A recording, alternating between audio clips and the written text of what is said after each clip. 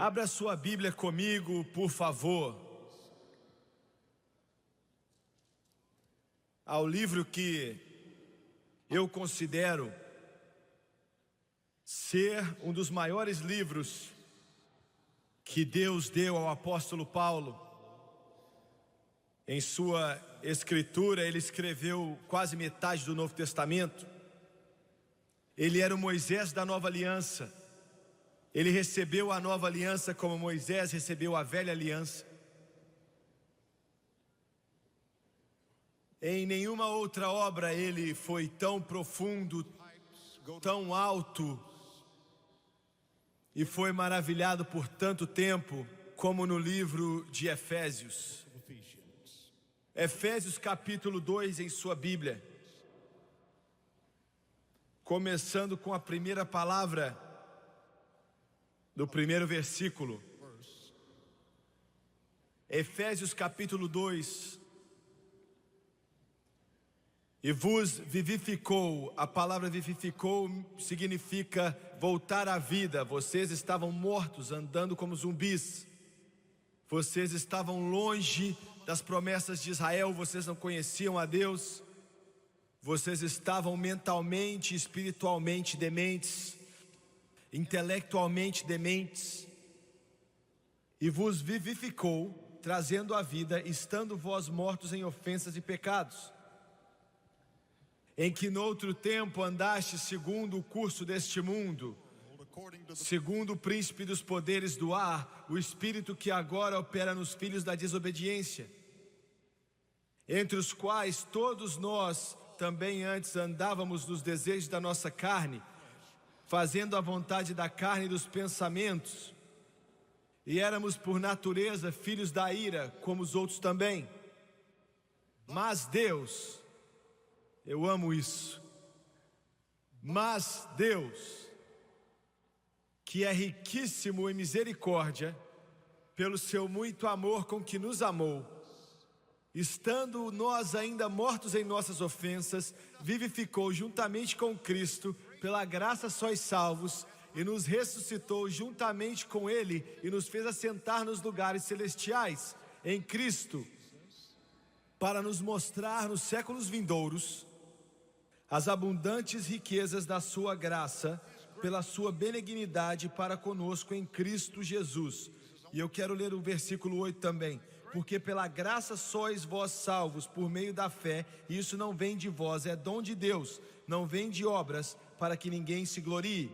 Eu quero usar como assunto nessa noite, diretamente do 4º versículo, aonde Paulo narra esse terrível episódio de impureza, escravidão, grande degradação, vivendo um estilo de vida pecaminoso, destinados à ira, destinados ao inferno, incapazes de salvarmos a nós mesmos, mas Deus. Esse é o meu tópico, mas Deus. Mas Deus. Todos vocês aqui nessa noite poderiam estar no inferno ou a caminho do inferno, mas Deus. Alguns de vocês aqui, o álcool estava te amarrando, as drogas estavam te acorrentando, e você era para estar perdido, não havia saída, mas Deus. Aleluia, mas Deus.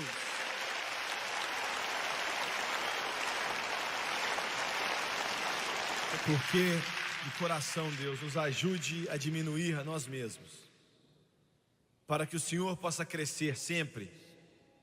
Eu estou pedindo pela sua unção, não na minha pessoa somente, mas essas pessoas que estão ouvindo e recebendo a sua palavra, e os milhões que nos assistem na TV. Que o seu Espírito os toque e os traga para casa, enquanto nós agora jogamos a rede e pedimos tudo em nome de Jesus, e todos dizem amém e amém.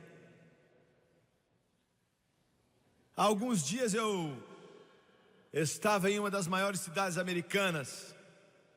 Eu ia dedicar uma igreja maravilhosa, e eu fiz numa noite estrutura maravilhosa, sentando milhares de pessoas. E um pouco antes da reunião, eu acho que foi 1h da tarde, um dos mais poderosos, famosos, eu acho que eu posso dizer isso, advogados daquela parte do mundo, no Ocidente, me pediu para ir ver o seu novo escritório. Nós fomos. E enquanto nós entramos naquela tarde até um dos prédios mais bonitos daquela grande cidade do Ocidente, e fomos até o 7º andar, e olhamos em escritório atrás de escritório, atrás de escritório, não sei quantos, 15, 20, 30, compartilhados por muitos advogados e secretárias e datilógrafos e por aí vai. E eu olhei para uma grande biblioteca que estava ali, e eu conheci o homem. Eu conhecia ele muito bem. Como eu mencionei, era um dos advogados mais famosos em todos os Estados Unidos. E eu fiquei de pé ali pensando, 10 anos atrás, ele estava amarrado pelo álcool. Quer dizer, amarrado de uma maneira que ele me disse que passou por isso por 5 anos, e ele se lembra muito pouco desses 5 anos. Bebendo 2 quintos de vodka por dia, enchendo a barriga de pílulas, batendo carro atrás de carro nas autoestradas daquela grande cidade, tentando vez por vez, muitas vezes nem se lembrando nenhum detalhe das vezes que ele estava no julgamento porque estava bêbado. Perdeu pouquíssimos casos, ele era brilhante, brilhante. A sua esposa desesperada, e a casa estava se despedaçando, vivendo um inferno na terra. Isso mesmo, eles tinham uma casa linda, carros maravilhosos e posições prestigiadas em toda a sociedade. Ele era membro de uma das maiores igrejas na cidade. E disse: irmão Swagger, em 20 anos indo naquela igreja, eu nunca escutei uma só mensagem evangélica, nunca vi um convite para o pecador se arrepender. E eu perguntei a ele, eu disse: o que é que você pensava durante esse tempo? Ele ficou de pé ali por muito tempo e disse: irmão Swagger, ele disse, eu pensei somente a respeito da morte, eu sabia que estava morrendo. Eu pensava sobre a morte dia e noite, eu sabia que eu não ia sobreviver, eu sabia que era o fim da linha e que eu não ia sobreviver. Eu estava morrendo, eu não conseguia parar. Quando bêbado, às vezes ele ficava irado, destruía a casa. E eu perguntei um dia, você teria coragem de matar sua esposa, uma mulher muito bonita? Você teria coragem de matá-la se você não tivesse parado? Ele estava no meu escritório naquele dia, ele abaixou a cabeça e disse: ninguém nunca me perguntou isso. E ele encheu o olho de lágrima e olhou para mim, ele disse: a coisa que eu mais amo nessa vida, mais que qualquer outra coisa, a não ser Jesus Cristo, mas sim, eu teria matado ela. Veja bem, você pode ter todas as coisas nesse mundo, e alguns de vocês me assistindo agora na televisão, vocês têm aquilo que você sempre quis e você sempre planejou, você tem isso. Todos olham para você como exemplo, eles olham para você como alguém que está por cima, alguém que tem dinheiro, alguém que tem orgulho e posição. Mas por dentro você está sofrendo e a dor, e você não sabe que caminho seguir, e você está em uma rua sem saída, e você está descendo ladeira abaixo, não há saída. A esposa dele, desesperada, começou a escutar a rádio evangélica um dia. E é maravilhoso o que o evangelho pode fazer. Pregadores, eu nunca canso de me maravilhar com o que ele pode fazer. Quer dizer, olha, não há nada que ele não possa fazer. Aleluia. E ela começou a escutar a esse pobre, indigno evangelista aqui. Ela se apaixonou por uma música chamada Um Rio. E ela ordenava muitas caixas daqueles discos. Ela ordenava 10, 15, 20 cópias de Um Rio. E a razão pela qual ela ordenava tanto é porque ela tocava tanto que o marido dela quebrava os discos. Ele me disse um dia, ele disse: Swagger, eu te odiava. Você era o número 1 na minha lista negra. Ele disse que você não sabe os nomes que eu já te chamei. Você não sabe as vezes que eu chegava bêbado e aquele disco estava tocando e você estava tocando a um rio. E eu sentava ali e começava a xingar, então levantava e chutava a caixa de som. Ou então pegava o disco e jogava do lado de fora de casa. E ela colocava outro disco, então eu ainda estava jogando o outro fora.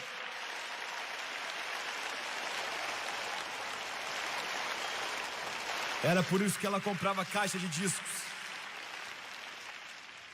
Ele disse: eu cheguei ao ponto de não querer ir para casa, porque quando eu ia para casa, entrava em casa, eu ia escutar: há um rio enviado por Deus, há um rio cheio do amor dele, vem até as águas, pois há muita provisão, há um rio que não seca, irmão.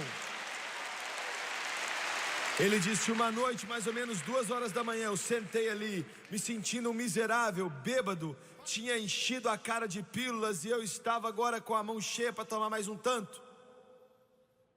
Bebendo quase que uma garrafa de vodka pura, goela abaixo.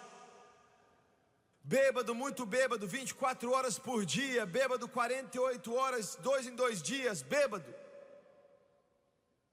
E ele disse: eu escutei que há um rio que nunca vai se secar. E ele disse que de repente algo veio sobre mim. Ele disse: Jimmy Swagger, maior do que vodka, maior do que qualquer tipo de álcool, maior do que qualquer pílula para não dormir, maior do que qualquer pílula para ficar acordado, maior do que droga, maior do que cigarro, o poder do Espírito Santo tomou meu coração.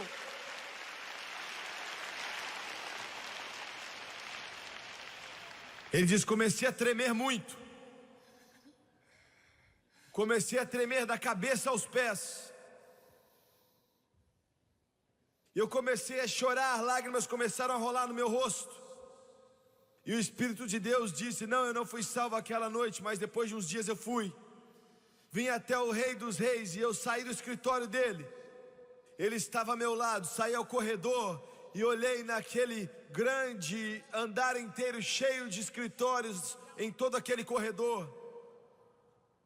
E de repente a presença de Deus veio sobre mim. Eu não resisti, comecei a chorar. E eu fiquei de pé ali e olhei para aquilo. Eu olhei para todos aqueles advogados que estavam ali cumprimentando ele. Todos eles salvos, cheios do Espírito Santo. As secretárias, todas elas cheias do Espírito Santo. Os datilógrafos, todos salvos e cheios do Espírito Santo. Eu olhei para aquilo tudo, eu olhei para ele e disse: Denis, mas Deus, você poderia estar no inferno hoje. Você ia ter morrido um bêbado de uma maneira tão horrível, cheia de agonia e com dor que a mente nem pode descrever, e estar no inferno agora. Mas Deus, que é rico em misericórdia, pelo seu muito amor com que nos amou, estando-nos ainda mortos em nossas ofensas, foi Jesus que nos vivificou, nos colocou em regiões celestiais. E eu quero te dizer que isso é algo para se regozijar, é algo para glorificar de pé, é algo para nos deixar maravilhados o tempo inteiro. Mas Deus,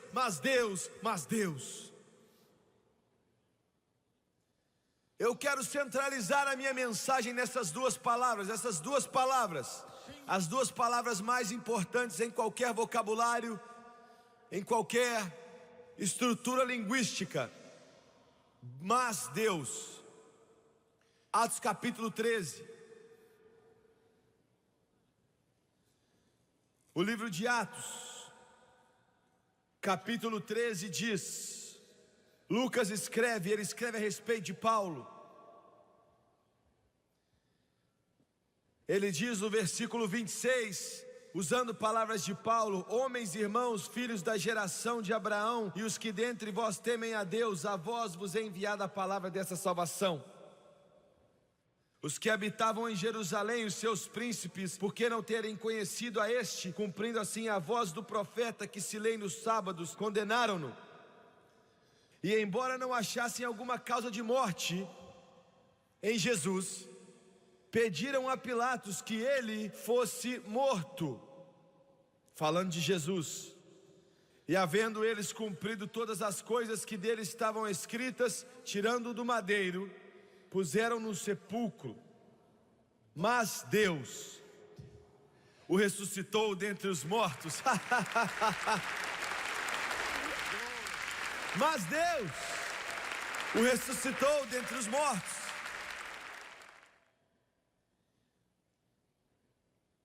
Quando Jesus Cristo veio a esse mundo,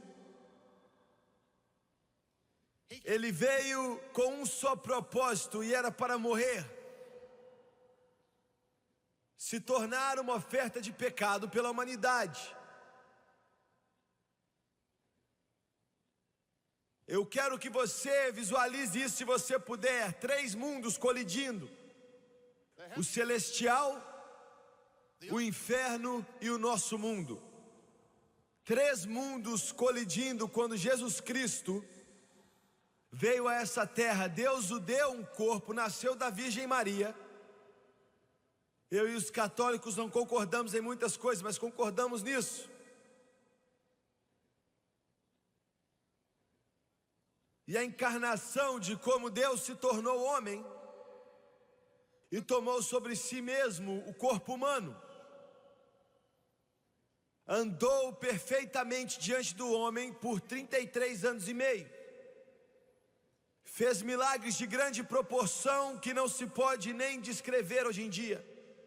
Não como Deus.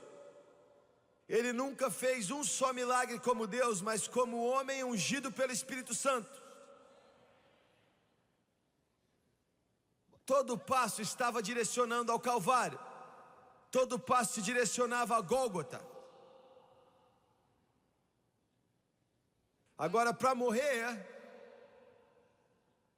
sobre o pior instrumento de tortura que o mundo já conheceu, a cruz, isso já era ruim o suficiente, mas no dia que Jesus morreu, o mundo romano nos diz, mais de 100 mil seres humanos foram pendurados em uma cruz em algum lugar no Império Romano.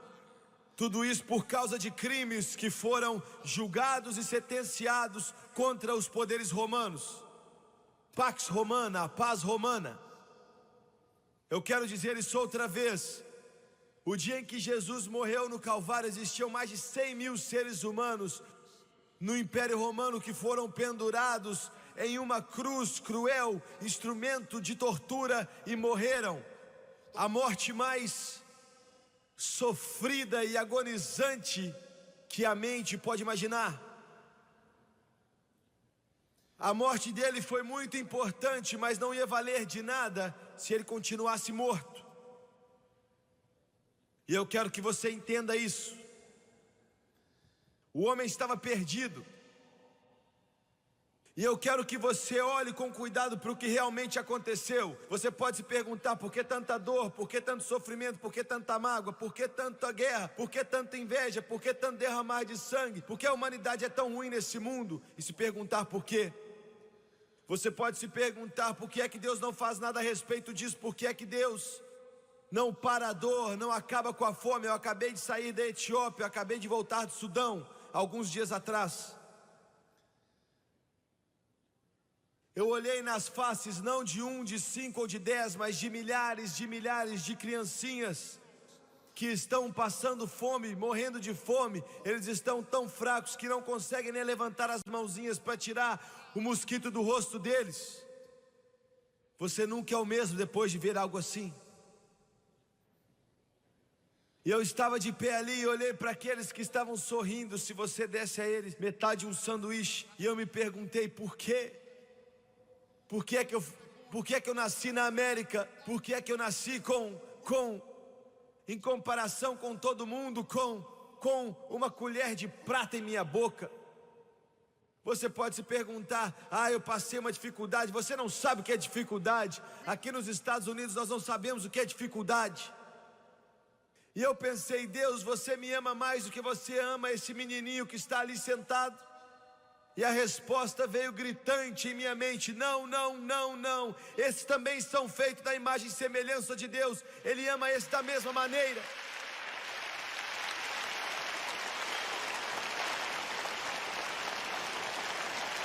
Mas aproximadamente 6.000 anos atrás, Adão, o primeiro homem de Deus. Veja bem, Deus fez o homem diferente dos anjos. Ele fez todos os anjos de uma vez só. Quando Ele criou o exército angelical, multiplicou milhões por milhões, de milhares, sem números, miríades e miríades, quilhões e quilhões. Ele os criou sem número, todos ao mesmo tempo. Nunca existiu um bebê anjo e nunca vai existir um. Mas quando Ele criou o homem, Ele criou o homem diferente do que qualquer uma das suas outras criaturas. Ele criou apenas um par, Adão e Eva da costela de Adão. Eu sei que isso é difícil para os nossos tão chamados intelectuais aqui entenderem.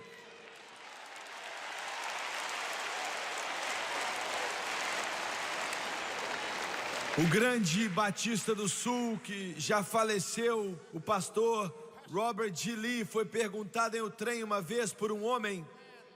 Para dizer a verdade, ele perguntou: o que é que você faz? Eu sou um ministro. Ah, você é um piloto do céu. E usando todo tipo de sarcasmo, ele disse: eu não consigo engolir essa historinha de Deus tirando Eva da costela de Adão. O Dr. Lee disse: bem, eu posso engolir essa história bem melhor do que eu posso engolir um macaco com cabeça, pelo rabo e tudo.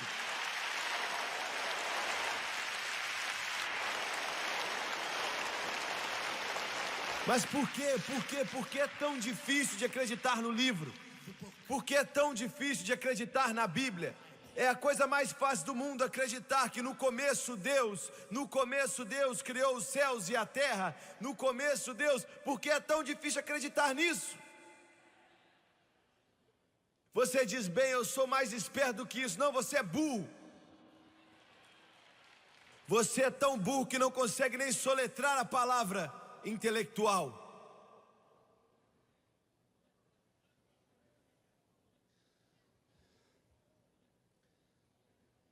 Eu fico frustrado com essa humanidade pobre e decaída, filhos da ira, recostando-se na sua presunção, pensando que sabe mais do que Deus.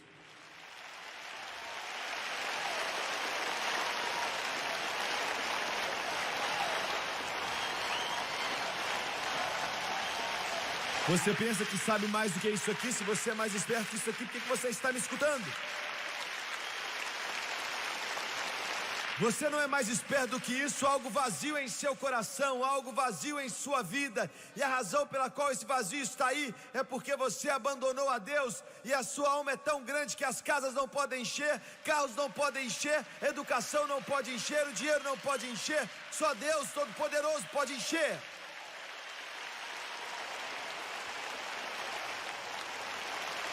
Adão teve uma escolha.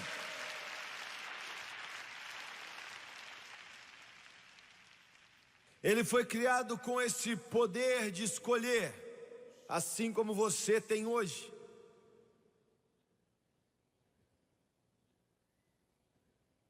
Ele era brilhante, ele não era um animal que se arrastava no chão, saindo de uma caverna e correndo atrás do café. Veja bem, o homem não começou aqui, começou a melhorar, ele começou lá em cima e começou a piorar. Mas graças a Deus, mas Deus,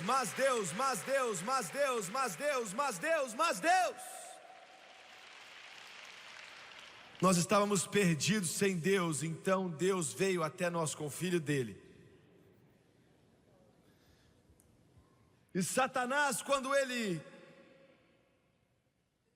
usou sua chicana e sua trapaça e enganou e fez com que Eva comesse do fruto da árvore.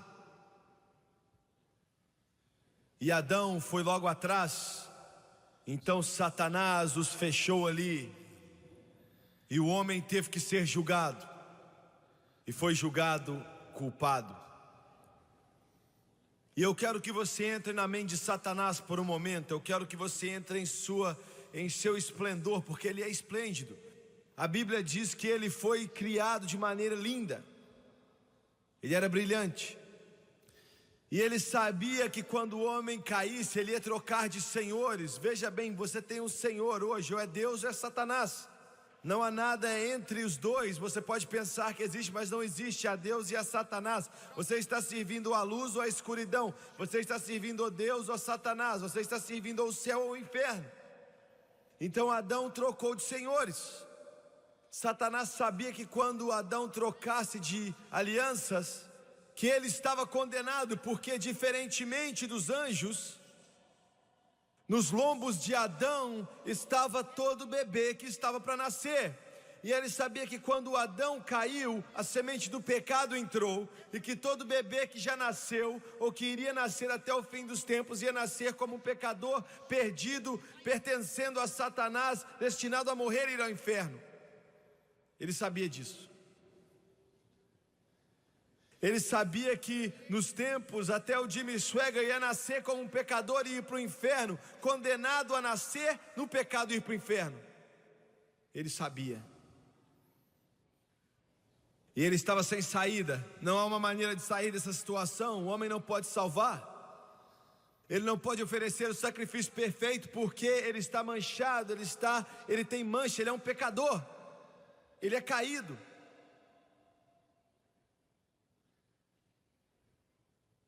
Não há esperança. O que é que os anjos podem fazer? Eles não podem fazer nada. Tudo que eles podem fazer é olhar e se maravilhar. Satanás venceu. Ele atou toda a humanidade. Mas Deus,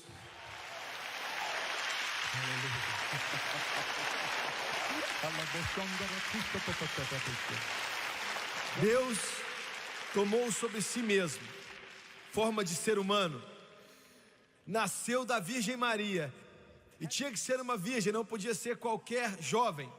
Escute o que eu estou dizendo.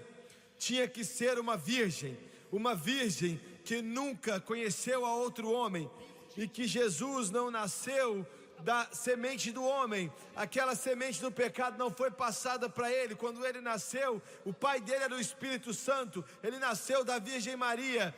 Aquilo santo que está em você vai ser chamado de Filho de Deus, e o nome dele será Jesus Cristo, e ele vai salvar o seu povo dos pecados deles. Glória a Deus. Mas Deus, perfeito, sem pecado. Cara, nossa, eu queria ter visto ele. E eu vou vê-lo. Eu vou olhar na face dele. Fanny Crosby disse que eu verei face a face. Então vou compartilhar a história da graça. Vê-lo. Ele devia ser algo sensacional. Cara, ele devia ser sensacional. Quando ele falava, até mesmo os inimigos dele, aqueles que odiavam ele, eles falavam: ninguém nunca falou como ele. Nós nunca escutamos ninguém assim em toda a nossa vida. Meu Deus, quando Herodes mandou os soldados para prendê-lo, eles estavam ao lado dele. Ele estava abrindo olhos dos cegos e curando os leprosos e fazendo os aleijados andar. E eles voltavam para Herodes e falaram: você pode prendê-lo se você quiser, mas nós nunca vimos ninguém como ele em toda a nossa vida. Aleluia. Glória, glória. Quando ele disse: paz seja convosco, toda a Galileia ficou como um bebezinho no colo de sua mãe. Quando ele conheceu a Bartimeu, quando ele curou Bartimeu no próximo dia no jornal de Jerusalém, Bartimeu colocou um anúncio: procura-se professor para me ensinar a ler. E conhecia Jesus, estava cego, agora eu vejo.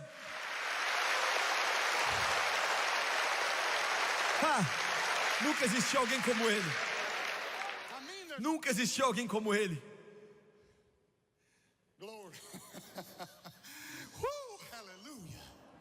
Quando ele estava diante daquele cemitério com Lázaro, ele teve que chamar Lázaro pelo nome quando ele disse: venha para frente, porque se ele não tivesse falado isso, todo o cemitério ia ter saído para fora e levantado daquelas tumbas pelo poder do Deus Todo-Poderoso. Nunca existiu alguém como ele. Nunca existiu alguém como ele.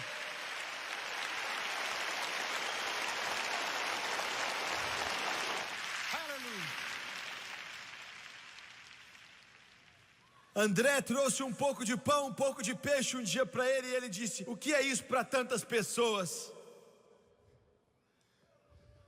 Jesus abençoou aquilo. E o pão começou a crescer. E o peixe começou a crescer. Aleluia.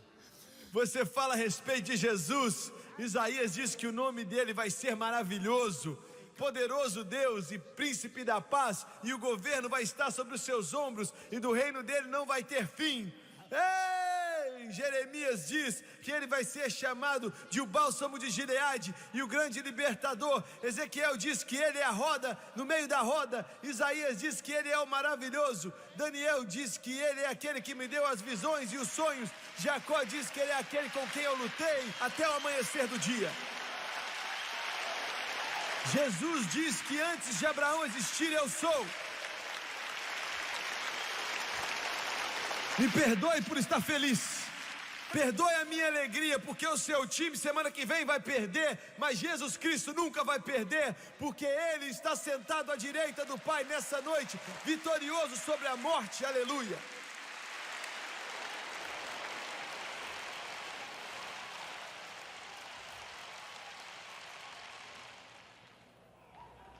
Não vem me criticar porque eu grito, não. Não vem me criticar porque eu me alegro, não. Você me pergunta por que eu estou feliz, eu te digo por quê. Porque os meus pecados se foram. Sim, pergunta por que eu estou gritando, eu te digo por quê. Porque os meus pecados se foram.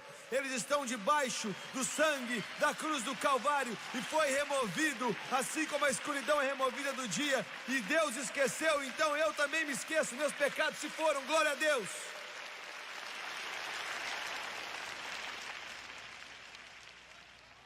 Eu não tenho tempo para essas igrejas que estão mortas, juntando-se aos mortos. Jesus está vivo. Jesus está vivo. Maomé já morreu, mas Jesus está vivo.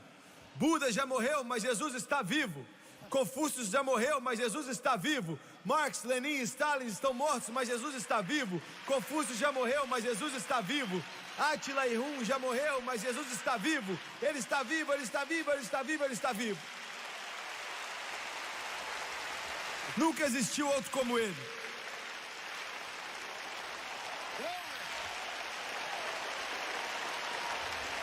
Ele é o Filho do Deus vivo. Ele é o grande eu sou. Ele é o primeiro, ele é o último, o alfa e o ômega, o começo e o fim. Ele é adorado por anjos do céu.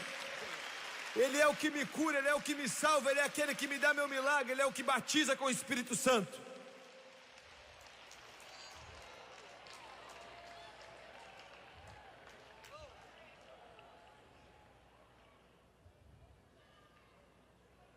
Você diz: ah, pregador, você não precisa ficar tão entusiasmado assim não. Se você conhecesse Ele como eu conheço, você ia ficar desse jeito também. Se você sentisse o toque da mão dele como eu sinto o toque da mão dele, você ia ficar entusiasmado também.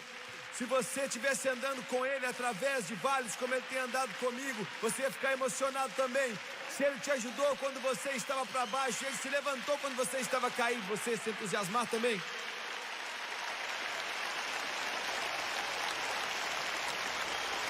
Aleluia.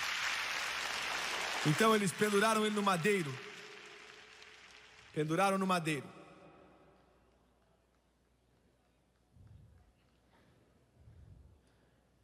Alguém disse: é sexta. Mas Gabriel disse: o domingo está por vir.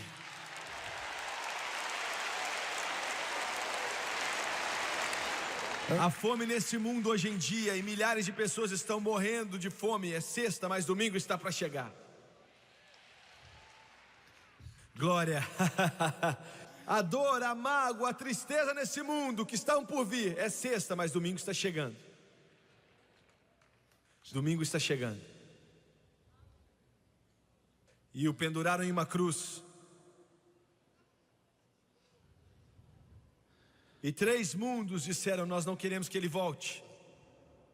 O inferno disse: não.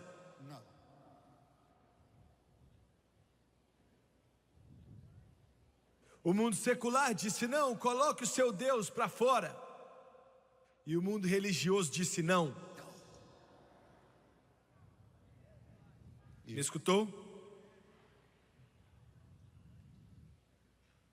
Eu não tenho problema nenhum com os bêbados. Eu nem me lembro de ter recebido uma só carta de algum bêbado me criticando, nenhuma. Não me importa quão pesado possa ser minha pregação, eles dizem: continue pregando, continue pregando. Eu não me lembro de nenhum drogado que me escreveu e disse: eu não gosto de você. Eles escreveram para mim e falaram: continue pregando. São os religiosos que ficam bravos, nervosos e dizem: nós não gostamos daquilo que você prega. O inferno vai congelar antes de eu parar.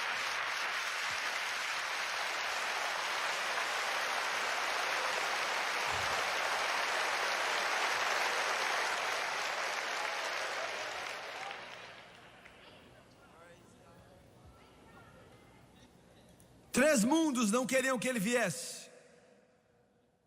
E o enterraram. Colocaram ele em um túmulo, colocaram uma pedra sobre aquilo. Colocaram soldados romanos ali, os mais poderosos do Império Romano. Ele está morto. Morto. Morto. Mas Deus...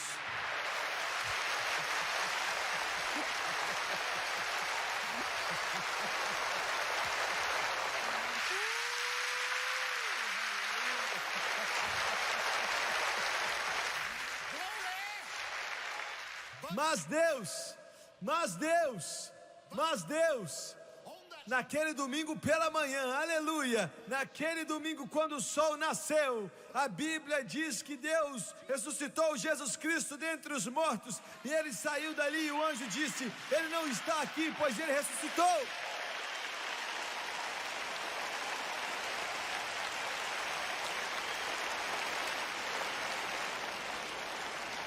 Mas Deus ressuscitou dentre os mortos. Meu Deus. E ele não fugiu não, ele ficou por ali.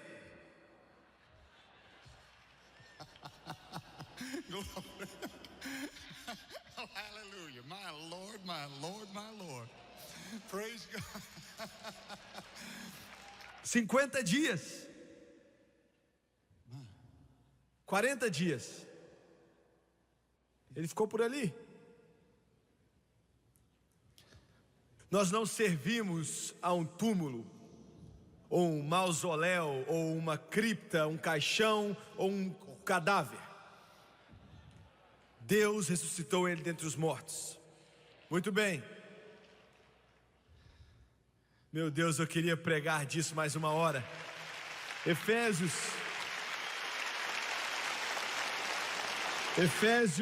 2, 1 ao 7. Eu li há algum tempo atrás, mas vou ler mais uma vez. Versículo 3: entre os quais todos nós antes andávamos nos desejos da nossa carne, fazendo a vontade da carne e dos pensamentos, e éramos por natureza filhos da ira como os outros também. Mas Deus, que é riquíssimo em misericórdia pelo seu muito amor com que nos amou, estando-nos ainda mortos em nossas ofensas, nos vivificou juntamente com Cristo. Pela graça sois salvos. As Escrituras dizem que por natureza somos filhos da ira.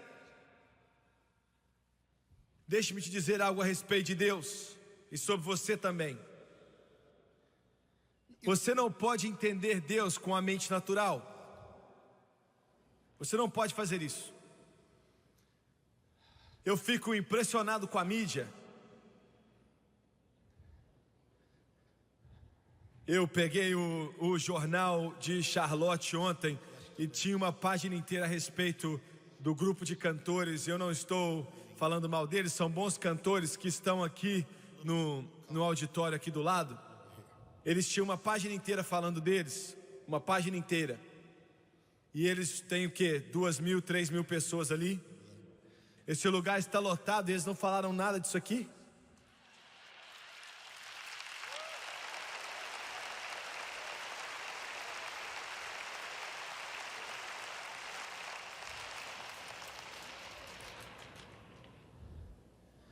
Isso mostra que eles pensam que cristãos não entendem muita coisa. Eu tenho mais a respeito disso daqui a pouco. E eu estou meio feliz porque eles não falaram nada. Amanhã eles devem fazer, se algum deles está aqui nessa noite escondido, bem.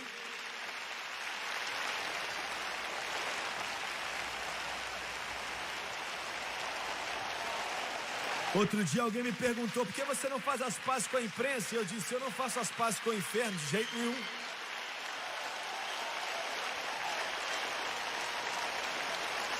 A verdade é que eles... Bem, eu ia ter... Não, deixa eu colocar isso de outra maneira. O meu netinho aqui, que vai fazer 6 anos, ele quer que você entenda, ele não tem 5, ele vai fazer 6. É diferente. Ele pode escrever mais a respeito da lei da relatividade de Einstein e entender do que eles podem escrever a respeito do Evangelho e entender. Eles não entendem o Evangelho. Eles não sabem do que você está falando. Estão cegos, eles não sabem. Alguém me disse: você não deveria ser tão simples. Não, eu estou sendo muito diplomático nessa noite. Veja bem, o homem natural não pode entender as coisas de Deus. Eles não entendem, eles não sabem do que você está falando. O segundo ponto para essa pequena mensagem é que todos nós, por natureza, somos filhos da ira, mas Deus, que é rico em misericórdia, porque nos amou, nos salvou, nos levantou, nos redimiu, nos mudou, nos deu vida. Veja bem, existem 3 maneiras que Deus usa para tocar o homem, para trazê-los a Ele mesmo. Uma é por natureza, a outra é por consciência. Mas o homem está tão mentalmente, espiritualmente aleijado, espiritualmente desviado, que mesmo quando Deus, estando na natureza em todo lugar, eles não conseguem vê-lo. Os que não são salvos não podem vê-lo. Está ali, é algo bonito, eu vejo, eu olho para as árvores e eu fico feliz. Eu olho para as flores e eu fico feliz. O mundo é tão bonito para mim porque eu vejo Deus em todas as coisas. Deus criou tudo isso. Veja bem. Mas eles não veem. É só grama para cortar para eles. E é algo para se ver. Eles não entendem, eles não podem ver Deus. A consciência deles já está tão cauterizada que já não é algo que guia as pessoas a Deus. Isso se torna algo enganoso. Então Deus deu a palavra dele. Essa é a razão pela qual esse livro é tão importante. Essa é a razão pela qual o diabo está morrendo de medo dele. Essa é a razão pela qual ele tirou da escola pública. Agora me escute só. Esse sistema educacional, eles estão com medo de 1 minuto de oração quando eles têm 5 horas e 59 minutos para o diabo. Mas 1 minuto de oração mata eles de medo. 1 minuto de oração. Com um garotinho assim como esse ali, se levantando e escutando algo a respeito de Deus e a respeito do nome de Jesus, mata eles de medo. Essa é a razão pela qual estão tentando tirar esse livro das nossas escolas. É porque esse livro é poderoso e é mais afiado que qualquer espada de 2 gumes para poder dividir.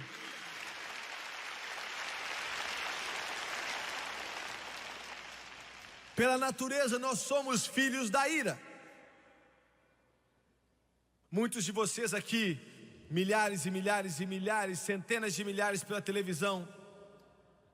Se você não estivesse salvo, você poderia ter matado alguém, você poderia ter assassinado alguém, mas Deus, que é rico em misericórdia, porque muito nos amou e nos vivificou,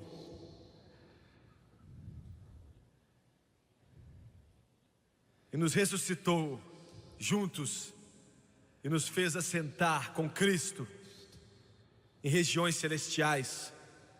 Meu Deus, que alegria, que maravilha estar sentado com Cristo. Veja bem, eles não dão muito valor para a gente nesse mundo agora. nós somos vistos meio que com desconfiança. Napoleão estava avaliando suas tropas uma vez. Eles estavam enfileirados, nível sobre nível, falange sobre falange, milhares, poderoso.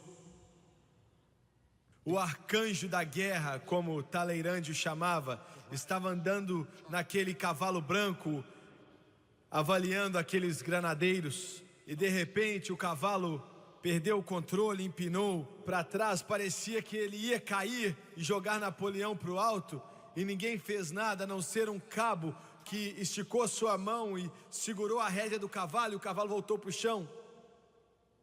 E Napoleão, quando o cavalo finalmente se acalmou, disse: obrigado, capitão. Ele disse: mas senhor, eu sou apenas um cabo. Ele disse: você era, mas agora é o capitão. Aqueles outros generais não davam muito valor a ele. Napoleão escutou a respeito disso, e quando ele juntou as tropas, esse jovem capitão, que era um cabo, agora estava bem ao lado dele. E quando eles estavam avaliando aqueles granadeiros ali, os melhores do mundo, os oficiais viram que o capitão estava ao lado de Napoleão. E o mundo pode olhar para a gente com desconfiança, e eles podem não querer nos aceitar, mas um dia nós vamos estar andando ao lado do capitão, o general de todos os tempos. Glória. O último de tudo, por último, o diabo está feliz que eu estou terminando. 1 Coríntios 2. 1 Coríntios 2 em suas Bíblias. 1 Coríntios 2, Paulo escreve, versículo 9: mas como está escrito, as coisas que o olho não viu e o ouvido não ouviu e não subiram ao coração do homem, são as coisas que Deus preparou para os que o amam. Mas Deus nos revelou pelo seu Espírito, porque o Espírito penetra todas as coisas, ainda as profundezas de Deus. Mas Deus o ressuscitou, mas Deus que é rico em misericórdia, mas Deus que nos revelou por nós através do seu Espírito aquilo que Ele preparou para nós. Ele preparou vida em Cristo,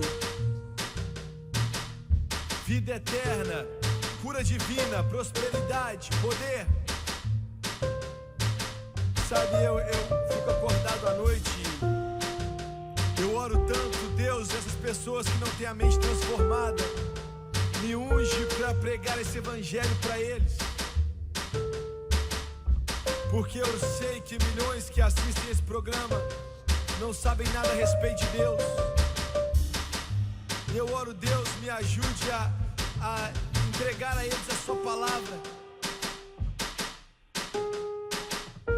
E o que eu sei, o que esses aqui sabem, o que a maioria de vocês sabe, como você já vive para Jesus, você sabe que essa é a maior vida e nada pode se comparar com isso. Você quer que todos tenham a mesma vida, você quer que todos saibam disso, que isso é vida com Deus. E Ele disse o que Deus nos revelou para nós. Veja bem, não ao rico, ao poderoso, mas para nós. Eu já sentei na mesma mesa que o presidente dos Estados Unidos, não foi uma vez, mais que isso. Eu já sentei na mesma mesa que pessoas que são conselheiros do presidente, e já ouvi homens que foram escolhidos e apontados para resolver os problemas dessa nação e de todo o mundo. Outro dia eu tive uma escritora do jornal do Wall Street que me ligou e disse: será que podemos fazer uma entrevista?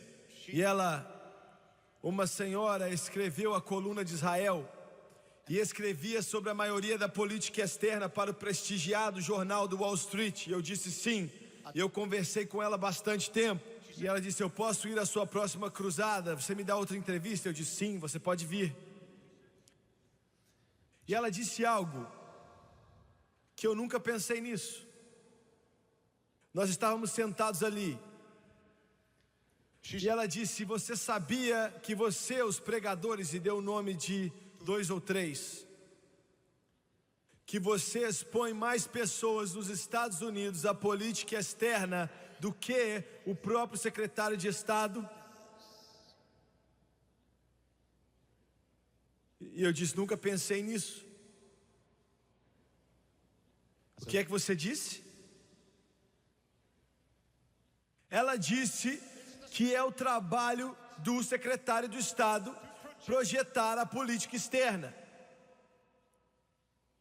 Mas você fala muito mais disso com outras pessoas do que o secretário do Estado a respeito de Israel, comunismo, acontecimentos do mundo. Você sabia disso? E eu disse: nunca pensei nisso. Eu não disse para ela porque eu não queria ser rude. Mas quando eu saí eu pensei: é claro que a gente fala porque nós sabemos mais a respeito disso.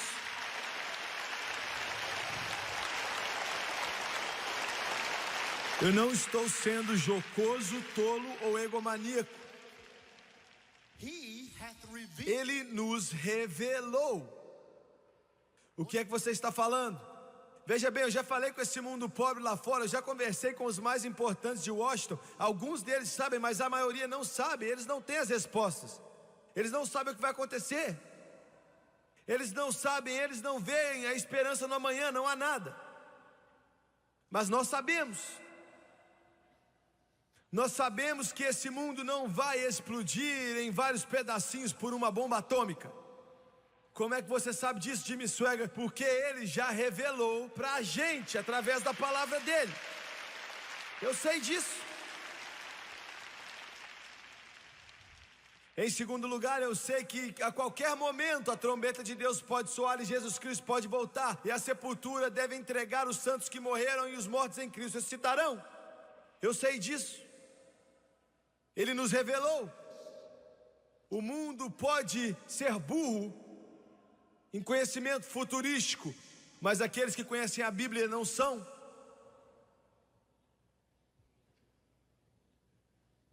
Eu implorei com o presidente dos Estados Unidos outro dia: não faça nada contra Israel. Se você não concorda com eles, dê um passo para trás, mas não faça nada contra eles, porque Deus tem a sua mão sobre aquela pequena nação.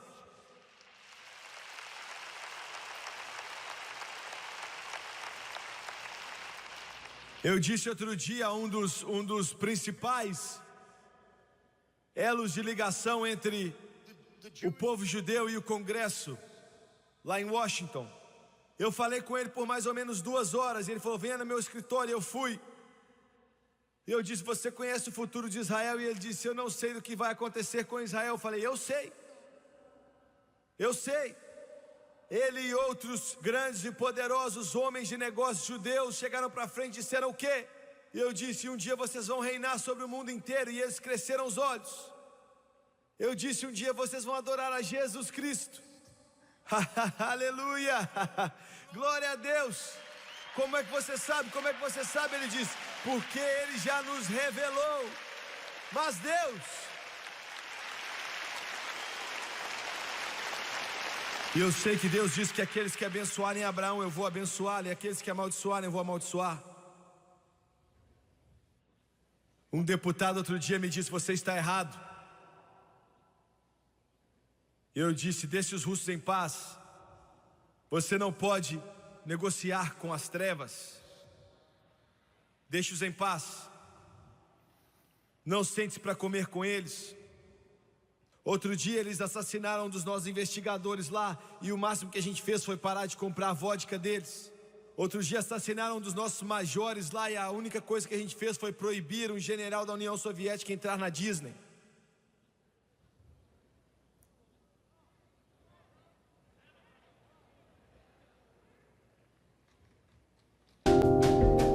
Nós deveríamos mandá-los de volta para a casa deles, mandar de volta para a terra deles. Nós não fazemos negócio com bárbaros, não fazemos negócio com bandidos, não fazemos negócio com mentirosos, nem com assassinos. Ele fala: isso não vai funcionar. Eu te falo que vai funcionar. Eu sei que eu estou certo.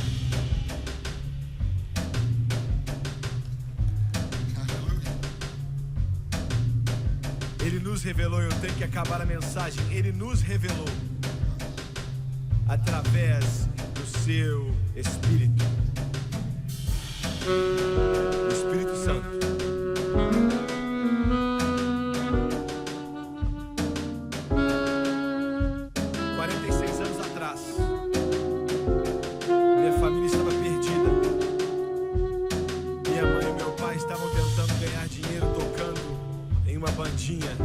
Tocando música. Eles me colocaram em uma palheta. Meu pai nunca tinha nem passado na porta de uma igreja.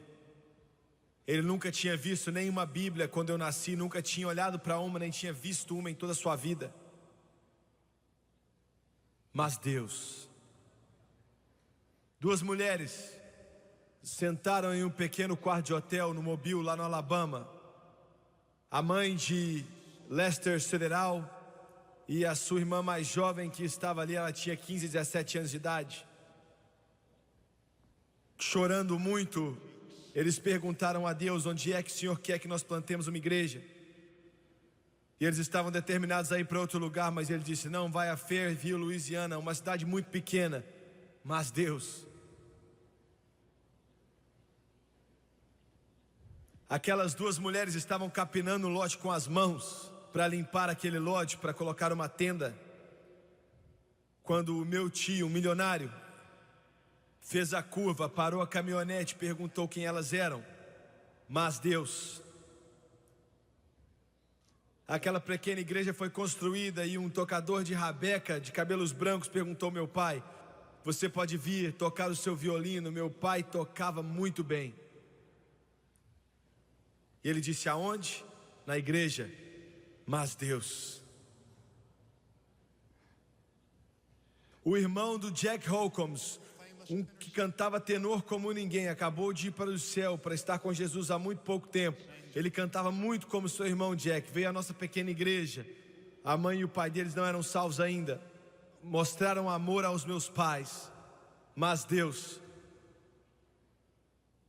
esse evangelista estaria a caminho do inferno nessa noite. Mas Deus, que é rico em misericórdia, através do seu grande amor, abaixe sua cabeça, por favor.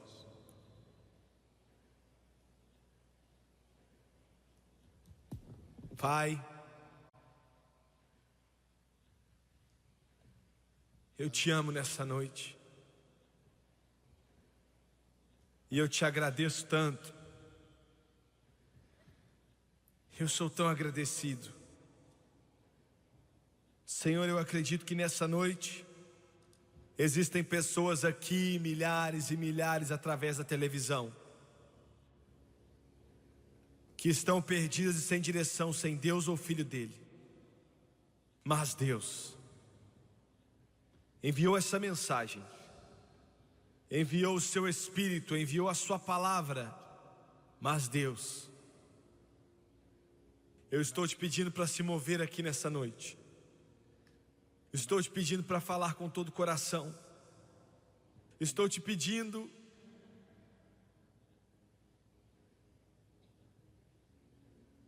para convencê-los, todo homem, todo menino e menina aqui nesse auditório.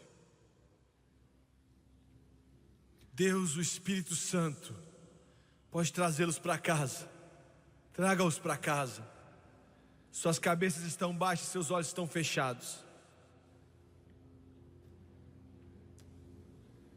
O Eric está tocando aquela velha canção: não me passe despercebido, não me deixe para trás, ó Salvador. Em alguns momentos, o time vai cantar de novo. E nesse momento, o Espírito Santo, Deus, quer tocar a sua alma. Ele está te dizendo que já é hora, as portas estão abertas. Quantos nesse prédio lá em cima podem levantar as mãos e dizer: Jimmy Swaggart, eu preciso de Deus, não estou vivendo corretamente. Eu não quero ir para o inferno, eu não quero estar perdido. Eu preciso de Deus. Você pode orar por mim, eu não vou te envergonhar, eu prometo isso. Levante sua mão. Eu vejo uma mão ali, ali está a mão. Continue levantando as mãos. Lá em cima, por favor, obrigado. Deus ama o seu coração, ore por mim. Lá em cima, aqui no lado direito, por favor, ore por mim, levante as mãos. Lá em cima, eu não vou te envergonhar, ore por mim. Lá em cima, eu estou vendo a sua mão. Continue levantando a mão, continue levantando as mãos, continue levantando. Lá atrás, quantas mãos posso ver lá atrás? Mas Deus, continue levantando as mãos. Obrigado, Deus ama o seu coração. Aqui na esquerda, quantas pessoas, muito obrigado. Continue levantando as mãos, eu estou vendo. Ore por mim, obrigado. Aqui atrás, quantos aqui atrás? Deus ama o seu coração, obrigado. Eu quero que todos vocês se coloquem de pé, por favor, todos juntos, por favor. Thomas, Wes, Janet, Mary vão cantar. E me escute, na medida que eles cantam, esse Jesus, Deus o levantou dentre os mortos, que está sentado à direita do Pai nessa noite. Ele vai enviar o Espírito Santo a você e te convidar para vir para casa. Deus, que é rico em misericórdia, vai te perdoar e vai te encher se você permitir que Ele faça isso. E então Ele vai revelar o amor dEle para você. E à medida que eles cantam aqui em todo esse prédio, eu quero que você venha. Todos vocês que levantaram as mãos, eu quero que as mães tragam os filhos, os pais que tragam as filhas, os esposos tragam as esposas tragam os maridos, amigos tragam os amigos, todos juntos, enquanto eles cantam, venha. Eu quero que você olhe para o irmão Swagger, por favor, vocês através da televisão. Onde quer que você esteja, seja qual for o país que você está, eu quero que você escute comigo com bastante atenção por um momento. Você acabou de fazer a maior decisão que você pode fazer em toda a sua vida. Você diz, Jimmy Swagger, você não sabe o quão atrapalhado eu sou. Eu sei sim. Você está tão atrapalhado que Deus nem vai tentar remodelar você, Ele vai refazer você. Ele te chama de nova criatura. Ele não vai tentar te consertar. Ele vai fazer você nascer de novo. Se eu tivesse vocabulário, se eu tivesse conhecimento, se eu pudesse dizer o que está em meu coração. Mas eu acredito que o Espírito Santo já revelou isso, pelo menos um pouco, a você nessa noite. Primeiramente, Ele te ama. Não permita que o inimigo te diga, ou outras pessoas te digam, que Ele não te ama. Ele te ama sim. Não me importa o que você fez, Ele te ama. Não me importa onde você esteve, Ele te ama. Não importa o que você tenha feito, Ele te ama. Ele te ama tanto que não consegue nem te amar mais depois que você é salvo. Você diz, eu não entendo isso, eu sei, eu também não. Mas Ele não mede o amor dEle por quem você é, o que você é. Ele mede o amor dEle por Ele mesmo.